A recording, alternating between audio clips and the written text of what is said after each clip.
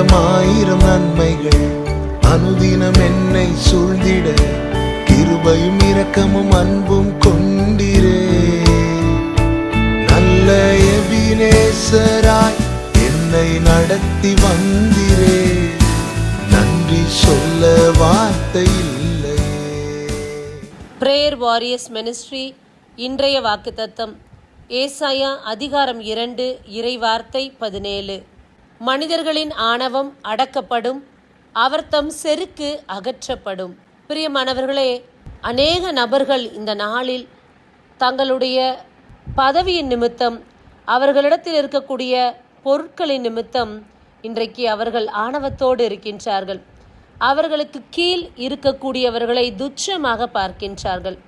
ஆண்டவர் சொல்லுகிறார், இப்பேற்பட்ட மனிதர்களின் ஆணவங்கள் எல்லாமே இந்த நாட்களில் நான் அகற்றி விடுவேன், அதை நான் அடக்குவேன் என்று வார்த்தை கொடுக்கின்றார். இவர்களை யார் தட்டி கேட்க முடியும், இவர்களிடத்தில் யார் பேச முடியும் என்று பல நாட்களில் நாம் தயங்கி இருப்போம், மனம் வருந்தி இருப்போம். இப்பேற்பட்ட நபர்களிடத்தில் இறைவன் பேசுவார். இறைவன் அவர்களுடைய ஆணவமான எண்ணத்தையும் செயல்களையும் ஆண்டவர் அகற்றி விடுவேன் என்று வார்த்தை கொடுக்கின்றார்.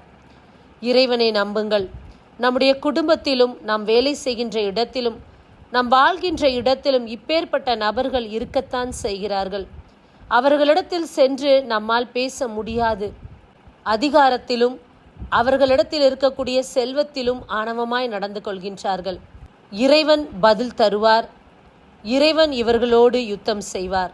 இறைவனை மட்டும் நம்பி தொடர்ந்து பயணிப்போம். ஆமேன். God bless you. தேவை பெருகும் போது சிக்கி தவித்திடாது, உதவும் கரங்கள் நான் கண்டு